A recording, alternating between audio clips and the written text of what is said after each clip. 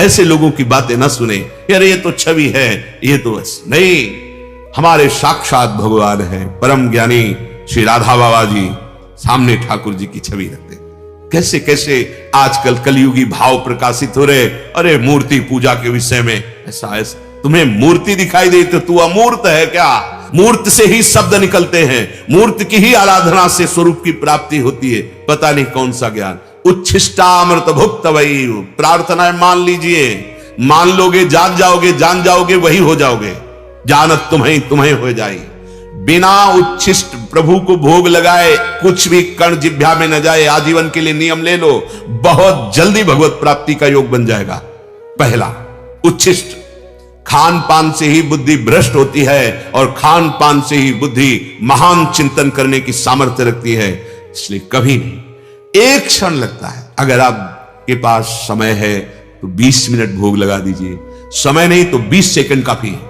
भोग ले गए प्रभु, यहां भी प्रभु बैठे, भावना कीजिए मेरे हृदय देश में प्रिया प्रीतम बैठे, ऐसे छवि में दिखाया, अब या विग्रह में अर्पित किया, पा लिया, अपनी सेवा में चल। 20 सेकंड में समय है, 20 मिनट में लगा दो। समय आपको ऐसा लगता है हमें वहां समय से उपस्थित होना, हाँ प्रभु को ऐसे दिखाया, भावना की, और यहां भावना कर रहे, प्रभु हृदय में बैठे, पार है, हमारे प्रभु पार है। चरितम श्रणवस्तवैव, हमारे कान भगवत चर्चा सुनने का नशा बना ले। 30 मिनट, 1 घंटा, ऐसा समय होना चाहिए 24 घंटे में जिसमें आप धैर्य पूर्वक सत्संग सुन सके। सुनने से भक्ति बहुत जल्दी बढ़ती है। सही पूछो तो शरणागति, सतमार्ग की जानकारी और पुष्टता और चलना, ये सब बातें केवल सुनने से ही होने लगती है। शरणागति भी श्रवण से ही होती। श्रवण सुजस सुनि आयऊ, प्रभु भंजन भवभीर, त्राहि त्राहि आरति हरन, शरण सुखद रघुवीर। पर बड़ी कृपा से शुद्ध सत्संग मिलेगा। जब भगवान की कृपा होती तो केवल तस्मात् शास्त्रम प्रमाणम थे, शास्त्र प्रमाणित चर्चा होनी चाहिए। मनमानी उसकी अर्थ व्याख्या कर देना या वासना से प्रेरित होकर के उसको टेढ़ा मेढ़ा करके और दिशा में ले जाना, उसमें तो फिर चिंतन में बाधा आ सकती है। लेकिन शास्त्र प्रमाणित बात हो और शास्त्र प्रमाणित उसकी व्याख्या हो, वो हमारे जीवन को बहुत जल्दी परमार्थ में पहुंचा देती है। चरितम श्रणवस्तवैव, हमारे कान भगवत चरित्र, भगवत सिद्धांत सुनने का नशा कर ले। जिस दिन सत्संग न सुने उस दिन ऐसी आपकी दशा होनी चाहिए जैसे अफीम खाने वाले को यदि ठीक समय पर अफीम ना मिले तो वो व्याकुल हो जाएगा, ड्रग्स वाले को ड्रग्स ना मिले व्याकुल हो जाएगा, नशेबाज का जैसे नशा ना मिले वो व्याकुल हो जाता है, ऐसे हमारा नशा हो जाए सत्संग। अगर हमें सत्संग न मिले, संत दर्शन न मिले, संत संग ना मिले, तो ऐसा लगना चाहिए हमारा आज का दिन बड़ा अभाग्य युक्त रहा। आज हमें संत दर्शन नहीं मिला, आज हमें संत संग नहीं मिला, क्योंकि भगवत पावन चरित्र और सिद्धांत भगवत प्रेमी महात्माओं के ही मुख से सुनने का आदेश है। प्रथम सुने भक्त मुख भगवत बानी। भगवत ऋषि जी कहते, जब ये महाभागवत जन शास्त्र के वाक्यों को अपने अनुभव से मिलाकर बोलते हैं और निष्काम होते हैं, तो वो वाक्य जबरदस्ती हमारे अंदर चढ़ बैठते हैं बुद्धि में और हमको सतमार्ग की तरफ ले जाते हैं। इसलिए चरितम श्रणवस्तवैव, भगवत चरित्र सुनने का व्यसन बना लें। अगर आपको कहीं ऐसा संयोग नहीं मिलता तो आप अपने घर में बना लें, अपने ठाकुर जी को श्रोता बना लें और आप हो जाएं प्रवक्ता। श्रीमद् भागवत को संस्कृत नहीं आती तो हिंदी से सुनाओ, भगवत चर्चा सुनाओ ठाकुर जी को, बहुत प्रसन्न हो जाएंगे। जैसे सूत मागध बंदी जन राजा को यश सुनाते हैं उसका, तो वो प्रसन्न हो जाता है और वो कुछ भेंट देता है। ऐसे जब हम ठाकुर चर्चा ठाकुर जी को सुनाते हैं तो अपने चरणों की प्रेम लक्षणा भक्ति रूपी अमोघ भेंट प्रदान कर देते हैं ठाकुर जी। जरूर पहला नियम, घर में ठाकुर जी विराजमान करो, बिना भोग लगाए कुछ खाओ पियो मत। कुछ ऐसे जन हैं ठाकुर जी के आगे चिरौरी रख दी एक कटोरी में और एक पानी छोटे से गिलास में। अब वो रखा है, जब तक भगवान की प्रेरणा नहीं होगी तब तक वो रखा रहेगा। आप हलवा बना के कॉफी चाय, ठाकुर जी को चिरौरी वो बहुत चतुर सिरोवड़ी देख रहे, सब जान रहे। नहीं भाई, तुम्हारी जबान में नहीं जाना चाहिए बिना भोग अर्पित किए। अगर ठाकुर जी को चिरौरी तो तुम भी चिरौरी पाके ही जाओ, तब तो तुम्हें माने कि ठाकुर जी विराजमान किए हो। भाव उनको चाहिए, भाव नहीं तो फिर बात नहीं बनेगी। साक्षात प्रभु विराजमान है, जय बार उनके सामने से निकलो, ऐसे देख के ऐसे झुको, मेरे स्वामी मेरे स्वामी। हाँ, समय समय पर जो सेवा, जैसी ऋतु वैसा भोग। अरे देखो, बड़े कृपालु हैं। आप समझते होंगे कि वो देख नहीं रहे, वो पा नहीं रहे, वो हमारी चेष्टाओं को नहीं देख, नहीं, एक एक सेकंड का हिसाब होगा, विश्वास कर लीजिए। असत है तो असत का होगा, सत है तो सत का होगा, ये व्यर्थ नहीं जाएगा। आप चिंता मत कीजिए, समय आने दो, जब हिसाब खुलेगा तो माला माल हो जाओगे। भाव कोई बहुत जल्दी ग्रहण करते हैं। एक बार चोखा मेला जी महाराष्ट्र के ठाकुर जी के घर में भोग लगाने के लिए सब्जी लेने जा रहे थे। रास्ते में देखा एक ठलिया में बहुत बड़े बड़े केला, बहुत सुंदर लुभावने। एकदम मन में आया कि ये तो विट्ठल भगवान के लिए बहुत सुंदर रहेंगे, प्रभु पाएंगे तो बड़ा सुख मिलेगा। सारे के सारे जो पैसे थे वो दिए, भाई इसके केला दे दो, केला दे, गमछा में बांधा और मंदिर गए। पार्षदों से कहा, आवाज दूर से लगे, भाई ये केले ठाकुर जी को पवा दो।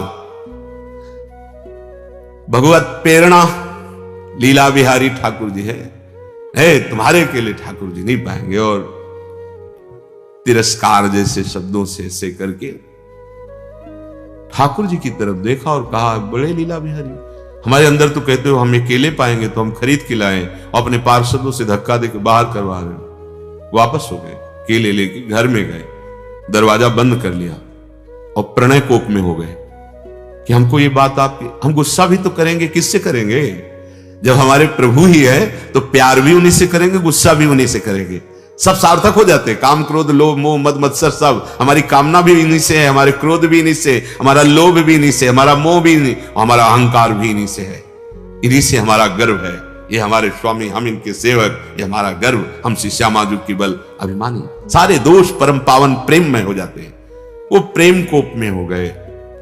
आपको पाना नहीं था तो प्रेरणा क्यों की? अगर प्रेरणा करके बुलाया तो फिर आपने पाया क्यों नहीं? फिर हमें हटवा क्यों दिया? नहीं, अब नहीं जल पिएंगे न भोजन पाएंगे। नहीं, ऐसे प्राण किस कार्य के जो आपकी सेवा में नहीं आए? नहीं प्रभु, आप नहीं, आपने ठीक नहीं किया।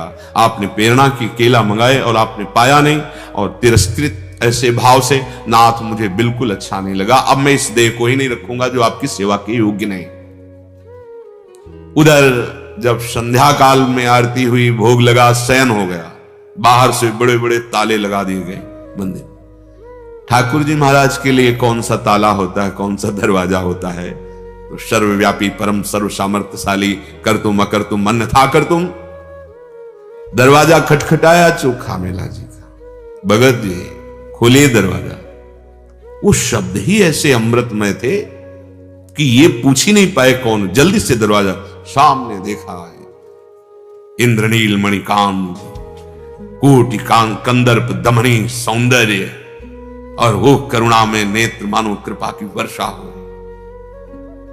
उनके तो होश ही गुम हो गए, सुध ही चली गई एकदम। प्रभु अंदर, हाँ, और गोद में बैठे, पवाओ केला पवाओ, भगवान को केले पवा। सब नहीं पाएंगे, कुछ ले जाएंगे, रुक्मिणी जी के लिए ले। पार्श्व में ही विट्ठल भगवान के रुक्मिणी जी भी विराजमान है, माता, तो ले जाएंगे। अपने पीतांबर में केले लिए और बोले, ये कभी मत सोचना कि हम तुम्हें प्यार नहीं करते, बहुत प्यार करते हैं तुम्हें। उनको ऐसा भ्रम हो गया होगा, उसका हम उनको दंड देंगे, तुम चिंता ना करो। बहुत दुलार किया ठाकुर जी ने चोखा मेला जी का। आगे रुक्मिणी जी को केले दिए, पाए, और पूरे आंगन में मंदिर के छिलके फेंक दिए और दरवाजा अंदर से बंद मंदिर का। अब सुबह जय हो, जय जयकार हुई दर्शन के लिए। चाबी लगाया, ताला खोला, दरवाजा अंदर से बंद। अब परेशान, अंदर से कौन दरवाजा बंद कर सकता है बिना ठाकुर जी के? बहुत विनय की, स्तवन किया, बहुत रोए, प्रभु मुझे पता नहीं चल रहा मेरे से चूक क्या हो गई, प्रभु आपके बिना हम सब नहीं जी सकते। शास्त्रों भक्त दर्शन के लिए खड़े। प्रभु ने कहा दरवाजा तब खुलेगा जब तुम पालकी लेकर जाओ, चोखा मेला जी को पालकी में बैठा लो, वो आके दरवाजे पे बोले कि दरवाजा खोलो तो हम अंदर से खोलेंगे। अब तो प्रभु आज्ञा पेल श्रुति गाई, प्रभु आज्ञा जेहिका जस आई, सोते भांति रहे सुख लाई। जो प्रभु की आज्ञा का उल्लंघन कर दे वो दास कैसा। तत्काल पालकी सजाई गई। चोखा मेला, अरे चोखा मेला जी ने कहा मुझे अधम के लिए बोले, अब कुछ नहीं, पकड़ के उठाया, पालकी में बैठाला, राम कृष्ण हरि जय विठला विठला कीर्तन करते हुए आए। चोखा मेला जी से हाथ जोड़कर कहा क्षमा कर दो, हम नहीं जानते थे आप इस कोटि के महान भक्त हैं, आप आवाज लगाओ। जब आवाज लगाई तब प्रभु ने अंदर से दरवाजा खोला, देखा छिलका आंगन में पड़े हुए। फिर चरणों में सब ने चोखा बेला जी के प्रणाम किया कि हम आपके भाव की ऊंचाई को नहीं जान पाए। हमारे प्रभु पदार्थ नहीं पाते, भाव पाते। ये भाव बन जाए। हम बाजार में जा रहे हैं, ये चीज हमारे श्री जी के लिए बहुत अच्छी है, ये ठाकुर जी के लिए बहुत अच्छी रहेगी। जो हमारा प्रिय है उसका हम चिंतन करें। एक बार श्री कृष्णदास जी महाराज आगरे में घूम रहे थे, देखा गरम गरम जलेबी बन रही थी, एकदम ललचा गए। अरे ये तो हमारे श्रीनाथ जी को बहुत अच्छी लगेगी, और एकदम तन्मय हो गए, तन्मय हो गए। इधर पर्दा हटाया, आचार्य विठल जी ने देखा ठाकुर जी गरम गरम जलेबी पा रहे, तो उनका जय जय, भोग तो लगाया नहीं, बाजार का तो भोग लगता नहीं, ये आप कैसे पा रहे हैं जलेबी? बोले कैसे पा रहे हैं? कृष्णदास जी भोग लगा रहे हैं, हम पा रहे हैं। कृष्णदास जी, उनको तो सेवा से, बोले आप आचार्य हो, आप हटा सकते हो, हमने जिसे एक बार पकड़ा उसे कभी छोड़ दिया। ठाकुर जी के देखा, अरे ये तो ठाकुर जी के भोग के लिए पहुंच गई, जलेबी पा रहे ठाकुर जी। ये भाव, भावोत्सवेन भजताम रस काम धेनु, ये सारे ज्ञान विज्ञान इन्हीं के चरणों से प्रकट होते हैं। जो आचार्य, जो महापुरुष कह रहे हैं बात मान लो। उच्छिष्टामृत भुक्त वैव, जो वस्तु देखो उसको भाव में लाओ, भले आप नहीं खरीद सकते। ये हार अगर प्रभु को पहनाया जाए बहुत सुंदर, पर मैं गरीब कहां पहना। हार पहुंच गया, प्रभु पहन लिए, उसका फल आपको मिलेगा। सच्ची मानिए, ये मानसिक सेवा हो गई, आपका बहुत बड़ा भजन बन गया, और आपका मन बड़ा पवित्र होगा, आह्लाद होने लगेगा। ज्यादा बढ़ गया तो रोना भी आ जाएगा। काश आज हमारे पास पैसे होते तो आज ये पोशाक ठाकुर जी को पहनाते, ये रोना प्रेम ठाकुर जी को पहनाते। पहुंच गई सेवा, हमारी दास्ता पुष्ट हो गई। चरितम श्रणवस्तमैव, नशा बना लो भगवत चरित्र सुनने का, नियम होना चाहिए रोज। ये आजीवन नियम रखा जाता है, साधक का स्वयं का होता है। किसी एक आदर्श महापुरुष के वचनों का नित्य औषधि की तरह पान करना, ये जीवन में रहा है। संन्यास मार्ग में पूज्यपाद उड़िया बाबा के वचन, कहीं भी कैसे भी वैराग्य से, पर उनका ग्रंथ साथ, उनके बिना जीवन अधूरा। रोज एकांत, जहां उनके सूत्र पढ़ो, एक नशा सा चढ़ा, एकदम मतलब वैराग्य की प्रतिपल नवीन स्थिति।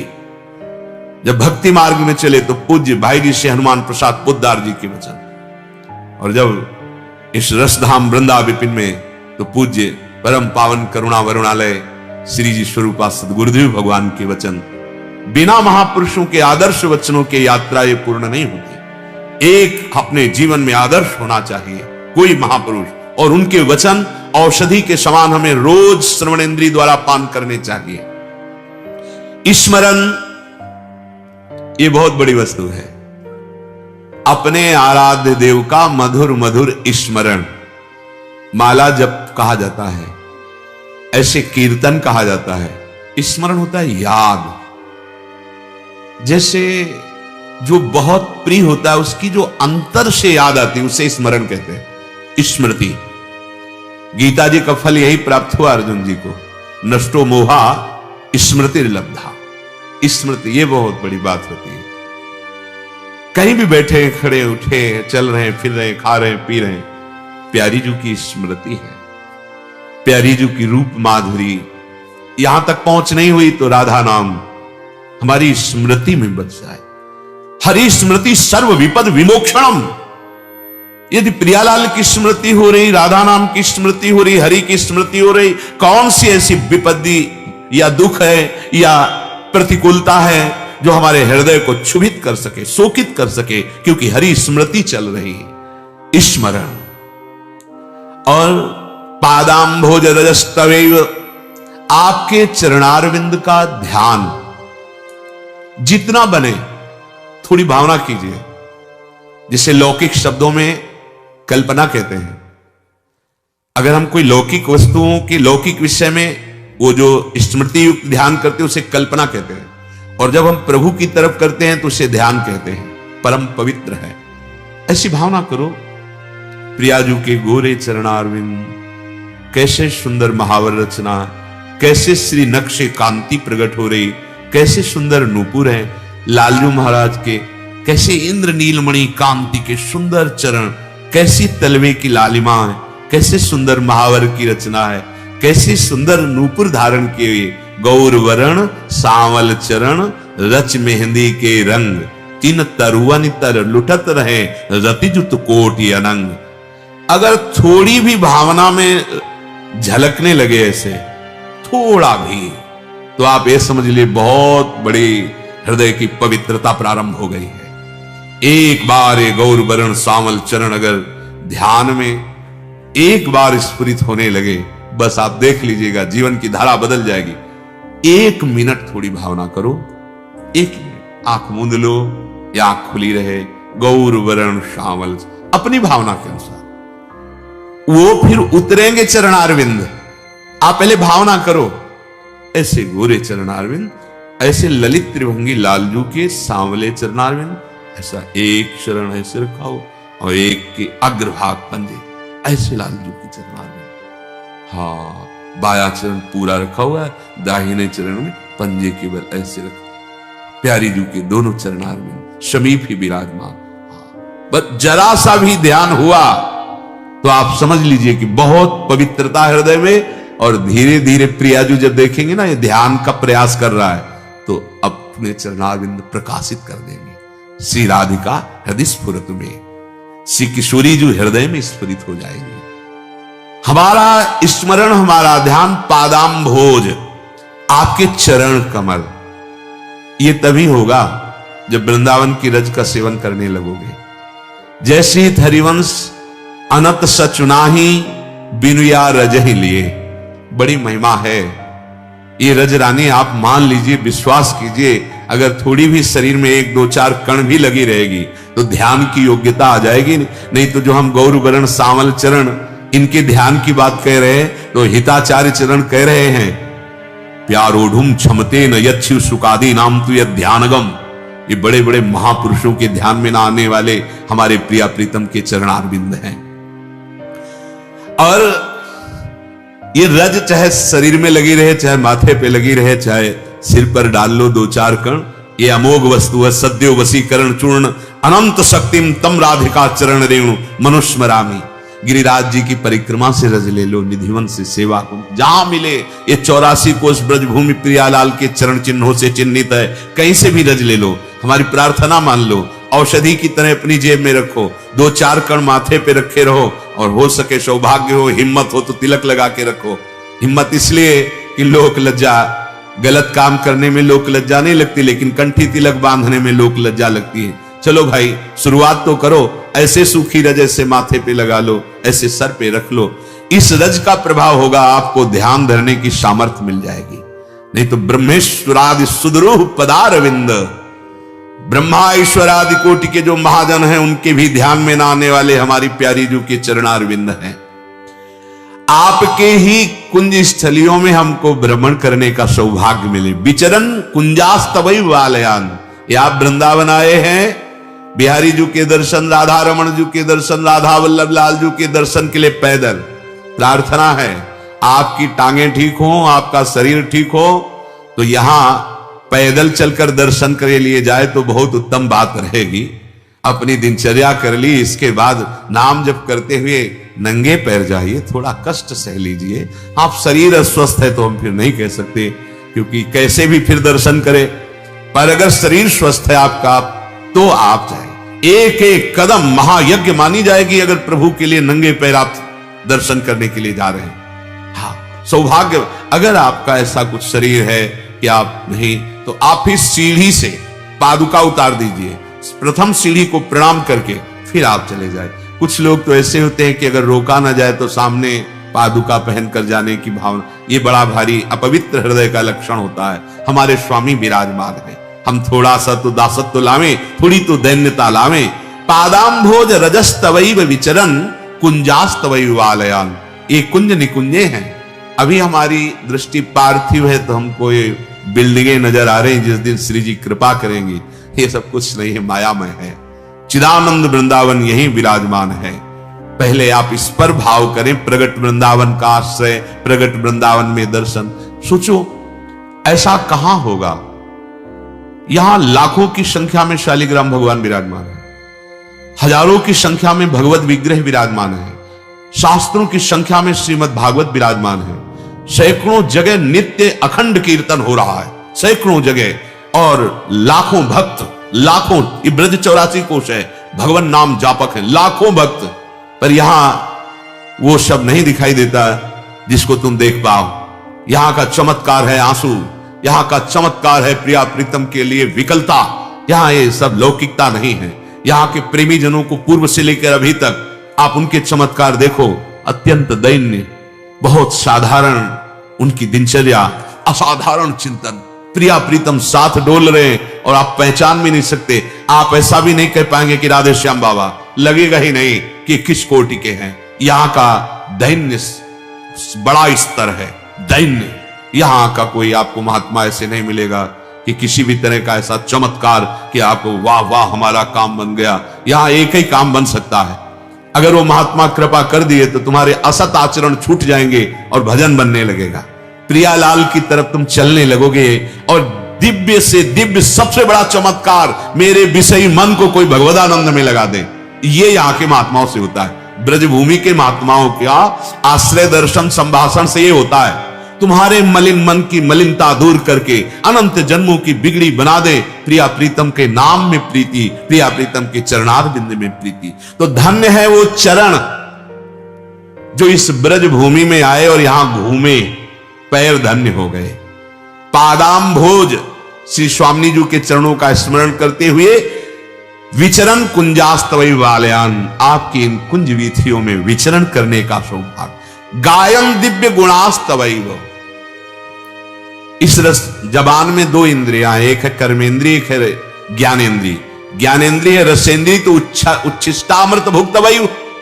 हमारी रसेंद्रिय पावन हो गई, प्रियालाल की रोज जूठन पाते हैं उच्छिष्टामृत। अब इसी में वाकेंद्री, तो कह रहे गायन दिव्य गुणास्तवैव रसदे। आपके गुण कैसे हैं? रसदान करने वाले हैं। हम वाणी से आपके गुणों का गायन करेंगे। बहुत बार प्रार्थना की है, श्याम श्यामा प्रगट, प्रगट अक्षर निकट, प्रगट रस स्रवत अति मधुर बानी। सो जुबानी रसिक नित्य निस दिन रटत, कहत और सुनत रस रीति जानी। ताहि तदि और गाओ न कबहू कछु, प्राण रमि रही हरिवंश बानी। एक कोई पद याद कर लो।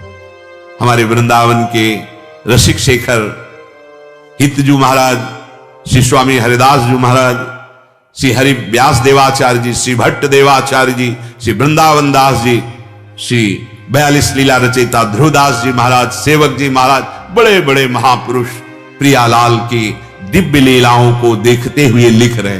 कोई पद याद कर लो, उसी पद को गुनगुनाओ। अगर आप परम सौभाग्यशाली माने जाएंगे यदि पूरी चतुरासी जी याद हो जाए, पर नाम याद हो तो 2-4 पद याद कर लीजिए और गुनगुनाते हुए अपना कार्य कर रहे हैं। जो भी किसानी व्यापार नौकरी, अगर पद गुनगुना रहे, गायन दिव्य गुणास्तवैव रसदे। रसदान करने वाली है प्रियालाल की गुणावली।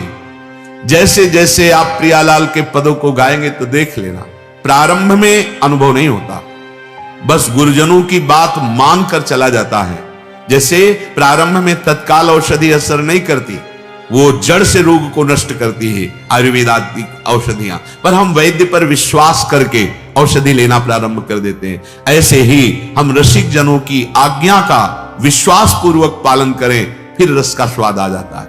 अभी प्रारंभ में पहले हमारे मलिनता, पापाचरण, अनर्थ की निवृत्ति होगी, चाहे नाम जप से हो चाहे लीला गायन से हो।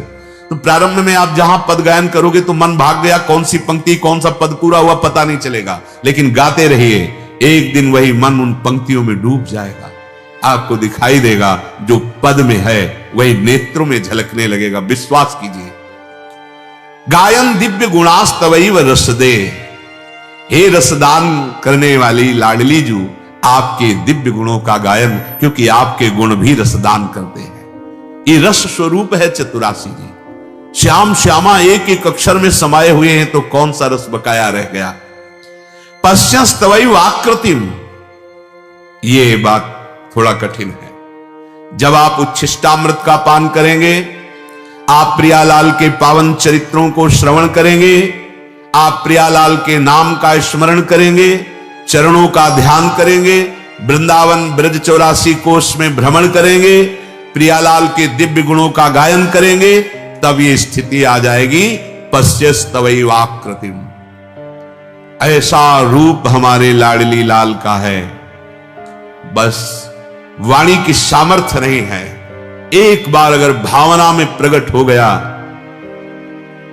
तो हृदय की सामर्थ्य नहीं सह जाए। आचार्य प्रदत्त मंत्र और आचार्य प्रदत्त उपासना हृदय को वैसा बनाती है, नहीं तो ये रस सहने की सामर्थ्य नहीं।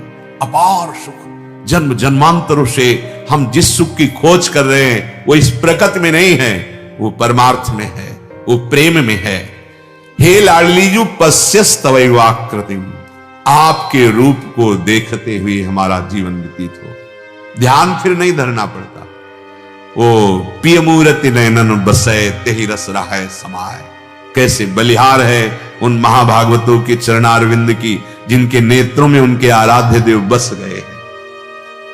बिल्कुल सत्य मानिए, यहां वृंदावन रजरानी की कृपा से, रसिकों की कृपा से ये नहीं होता कि एक बार देखा था बस, नहीं। छिन छिन विहरत संग, एक क्षण के लिए कभी विलग नहीं होते रसिक जन। पांच भौतिक देह दिखाई देती है, अंदर से वो भाव देह से अपने आराध्य देव की समीप परिचर्या में निरंतर रहते हैं।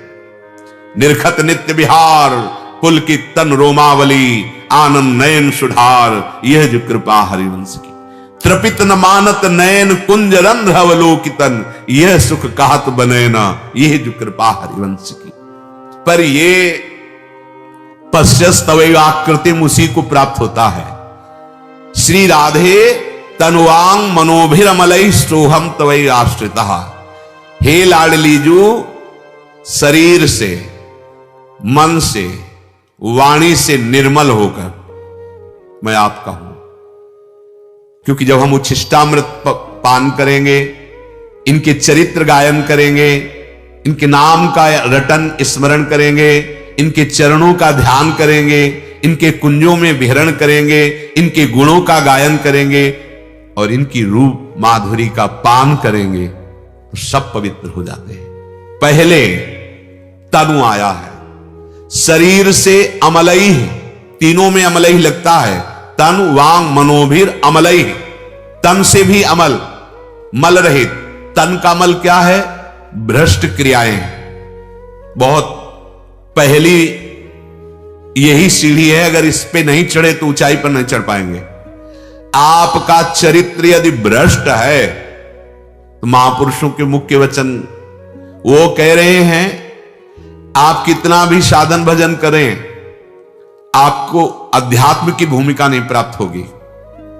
करते रहें, जब तक आपके चरित्र का सुधार नहीं होगा तब तक आप ऊंचाई पर नहीं चढ़ सकते। ऐसा नहीं हो सकता कि आप भ्रष्ट आचरण करते रहे और आपकी भूमिका बढ़ रही है। ऐसा कभी नहीं हुआ, किसी का नहीं हुआ।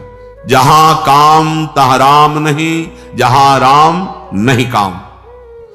हम अगर कामनाओं में भ्रष्ट होते रहे तो हमारा तन अपवित्र रहेगा, चाहे हम जय बार गंगा स्नान करके आए। एक भगत जी थे, उन्होंने गंगा जी की महिमा पढ़ी। गंगा जी की महिमा का बहुत शास्त्रों में वर्णन किया गया है। स्नान करना तो बहुत ही बड़ी मंगलमयी बात है, अगर आप 400 कोस दूर से गंगा गंगा यो बुरुयात योजना नाम सतैरपि, सत माने 100, 400 कोस हुआ, सत योजन 400 कोस, 400 कोस से गंगा गंगा गंगा गंगा, तो आपके पाप नष्ट हो रहे हैं। फिर आप गंगा जी का दर्शन करें, गंगा जी का स्नान करें और आपके पाप रह जाएं? नहीं। पाप की बात हो रही है, पाप प्रवृत्ति तो भजन से नष्ट होती है, ध्यान रखना। पाप की प्रवृत्ति बनी रहेगी। अगर आप गंगा स्नान कर रहे हैं और भजन नहीं कर रहे तो पाप की प्रवृत्ति पुनः पाप करा देगी। तो भगत जी थोड़ा पढ़े लिखे थे तो शास्त्रों में गंगा जी की महिमा पढ़ी, तो रोज गंगा नहाने जाते थे, पर वो वैश्यागमन करते थे। और जब कोई भक्तजन उनसे कहता तो पढ़े लिखे थे, तर्क कर देते। गंगा जी ने सोचा ये मलिन बुद्धि वाला हमारी महिमा को कलंकित कर रहा है। देखो, सतमार्ग में चलने का मतलब सतमार्ग में ही चलना है। ऐसा नहीं कि हम नाम जप कर लिए, थोड़ा दान पुण्य कर लिए और पापाचरण कर रहे हैं। वो एक अलग बैंक है पापाचरण की, वो जमा होगी और ये सुकृत अलग जमा होंगे, दोनों का फल भोगना पड़ेगा। पर गंगा जी या गंगा जी का नाम या जिनके चरणों से गंगा जी निकली उन हरि का नाम, ये दोनों को मिटाने के लिए है।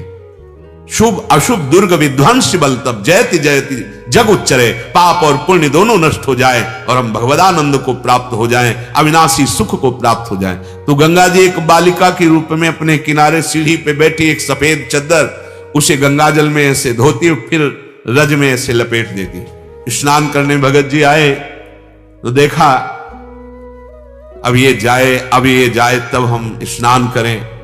गुस्सा आ गया, ए लड़के, जब तुझे धोना ही है तो गंदा क्यों करती है? गंदा करती तो धोती क्यों है? तो उस समय चद्दर गंदी ही थी, ऐसे दिखाया गंगा माता ने और कहा, मूर्ख, ये तेरे लिए है, जो तूने बोला ये तेरे लिए है। देख इस समय चद्दर गंदी है और तू मरेगा इसी गंदी वृत्ति में और तू नरक को प्राप्त होगा।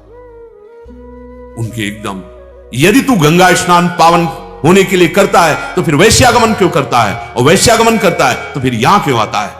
तेरी यही दुर्दशा होगी जैसी इस चद्दर की है। बार बार अपने को धोता है और बार बार मलिन करता है। देखो, सतमार्ग तुम्हें पवित्र करने के लिए, ना कि पापाचरण बढ़ाने के लिए है। भगवान नाम समस्त पापों को नष्ट करता है। नाम संकीर्तनम यस्य सर्व पाप प्रणाशनम। यदि आप इसका दुरुपयोग करने लगे कि नाम कीर्तन कर लेंगे और पापाचरण, नरक मिलेगा पक्का, क्योंकि आप नामापराध कर रहे हो। ये सतमार्ग के सूत्र, सर्वधर्मान परित्यज्य माम एकम शरणम व्रज अहम त्वाम सर्व पापेभ्यो मोक्षयिष्यामि मा शुचा। अब चलो हम भगवान की शरण में हैं और पाप भी करते जा रहे। नहीं, तुम्हें भयानक दंड मिलेगा, क्योंकि तुम सिद्धांत के विपरीत चल रहे हो। नाम का, शरणागति का या किसी तीर्थ का या किसी पावन पुण्य का आश्रय लेकर जो पाप करते हैं उनकी दुर्गति होती है। ध्यान रखना, ये मार्ग अब लो नशानी अब ना नशे हो। आज तक किया माना, पर मुझे ज्ञान होते हुए भी सही ज्ञान नहीं था। आज मुझे बहुत पश्चाताप है, अब मैं नहीं करूंगा। पक्का आपको दंड नहीं मिलेगा, सारे पाप नष्ट हो जाएंगे। भगवत मार्ग में चलने का आपको उत्साह मिलेगा। तन की पवित्रता है व्यभिचार दोष से रहित हो जाना। गृहस्थ हो तो अपनी सीमा में, विरक्त हो तो अपनी सीमा में। तन की पवित्रता, शास्त्र युक्त कर्तव्य कर्म करने वाले का शरीर पवित्र हो जाता है। तनु अमलई है। अगर आप शास्त्र सम्मत कर्तव्य कर्म नहीं करते, आचरण नहीं करते, तो देखो आपको 20 वर्ष बाद भी यही कहना होगा कि मुझे लाभ नहीं मिला। मेरी बात प्रार्थना मान लीजिए, ऐसा लोग कहते हैं आकर के। लाभ तब मिलेगा, घड़े में 2-3 छेद कर दीजिए, आप जल भरते रहिए, कभी घड़ा नहीं भरेगा, वो खाली ही हो जाएगा। चलनी में गैयादू है और दोष दयु को दे, हरि गुरु कहो न मानहि। जब आचार्य गुरुदेव शास्त्र कह रहे हैं ठीक से आचरण करो, यदि आप आचरणहीन रहोगे तो सत्संग, नाम जप, ये सेवा साधना, इसकी जो ऊंचाई है वो आपके अनुभव में नहीं आएगी। तन भी आपका पवित्र होना चाहिए। पवित्र आचरण, आपकी दिनचर्या पवित्र, चाहे गृहस्थ हो चाहे विरक्त। व्यभिचार का कहीं आदेश नहीं दिया गया, दुराचार करने का कहीं आदेश नहीं दिया गया। मनमानी भोजन करना, मनमानी आचरण करना, मनमानी व्यवहार करना, यह आपके पतन का हेतु होगा। आपका शरीर पवित्र हो जाए। एक महात्मा को हमने सानिध्य थोड़ा भी मिला और दर्शन भी मिले, और बड़े बड़े बुजुर्ग संत दर्शन करने जाते थे। 28-30 वर्ष की अवस्था होगी। बचपन से गुरुदेव के सानिध्य में रहते थे और उस समय जब उनके सानिध्य दर्शन हुआ तो केवल पालक का थोड़ा जूस उनके गुरुदेव देते थे और दिन भर मंत्रानुष्ठान और शाम के बाहर बैठते थे। ऐसे लगते थे कैसे तुम्हें साक्षात भगवान, ऐसी दिव्य कांति चेहरे से और नेत्रों में ऐसा प्रेम झलकता था। कह रहे हैं कि शाम के भीड़ महात्माओं की लगती थी दर्शन की, दूर दूर से महात्मा दर्शन कर, कुछ नहीं बोलना, बस करुणा करके। 28-30 की अवस्था, यहां देखो तो ऐसा सूर्य जैसी कांति और नीचे देखो तो अस्थिमात्र हुए रहे शरीरा, एक एक हड्डी गिन सकते थे। और गुरुदेव पार्श्व में पद्मासन लगाए बैठे हैं और शिष्य, और जब पता चला तो आश्चर्य की बात, गुरुदेव शिष्य की सेवा कर रहे थे जैसे मां अपने बच्चे की करती। अपने हाथ से पालक का जूस निकाल के देते थे, वही वो पीते थे। मंत्राकार वृत्ति, तो दर्शन से ऐसा लगता कि भगवान बैठे। सच्ची कह रहे, अरे देखते ही लालच लगता कि एक शब्द ये बोल दे, पर मौन था उनका, बोलते ही नहीं थे। शाम टाइम जब निकलते थे तो गुरुदेव पद्मासन लगाए बैठे, पार्श्व में वैसे बैठे, कृपा करके से जब हेरते तो ऐसा लगता अमृत की वर्षा हो गई। इतना तन पवित्र हो जाता है भजन से। तन और वाणी, ये जो व्यर्थ की बातें करते रहते हैं, निंदा करते रहते हैं, दोष वर्णन करते रहते हैं, अश्लील संभाषण करते हैं, ये सब वाणी की शक्ति को खो दिए। पहले महात्माओं से बड़े बड़े चक्रवर्ती सम्राट क्यों डरते थे? क्योंकि वो अमोघ वज्र उनका वाणी होता था। अगर कह दिया, जैसा कह दिया वैसा ही होगा। क्यों? सत्य बोलते थे, संयम में रखते थे, वाणी का संयम। तो जब वाणी खोली तो हृदय की ग्रंथि तोड़ दी, और अगर दंड दे दिया वाणी से तो कोई भी हो, 5 वर्ष के बालक से लेकर के 1000 वर्ष तक का चाहे ऋषि हो, जो बोला वही हो गया। क्योंकि उनकी वाणी, श्रृंगी ऋषि अभी बच्चे थे। महाराज चक्रवर्ती सम्राट परम धर्मात्मा, गर्भ में ही भगवत साक्षात्कार किए हुए महाराज परीक्षित, जा आज के 7वें दिन तक्षक सर्प तुझे डसेगा और तेरी मृत्यु हो जाएगी। हो गई महाराज, कोई काट नहीं सका। सुखदेव जी महाराज आए लेकिन काटे नहीं, भागवत सुनाकर उद्धार किया। बड़े बड़े ब्रह्म ऋषि आए, किसी की ताकत नहीं कि उस बालक की श्राप वृत्ति को टाल सके। आज हमारी वाणी अपवित्र हो गई। जो मनाया वो बोल रहे हैं, जैसे मनाया वैसे बोल रहे हैं, गंदा वर्ताव बोल रहे हैं, दूसरों की निंदा कर रहे हैं। हम श्री जी के हो जाएंगे। अमलई, वांग अमलई, जैसे तन अमलई ऐसे वांग अमलई। पवित्र बोले, मृदु बोले, हितकर बोले, विचार कर बोले, मौन रहें, नाम जप करें, वाणी में शक्ति आ जाएगी। देखो कई बार हमने संबोधन किया है, नेत्र अपने बचा के रखो, इनमें शक्ति है। तुमने अपने नेत्रों की शक्ति खो दी। जो मनाया सो देख रहे, जैसा मनाया वैसा देख रहे, वो मोबाइल में लगे।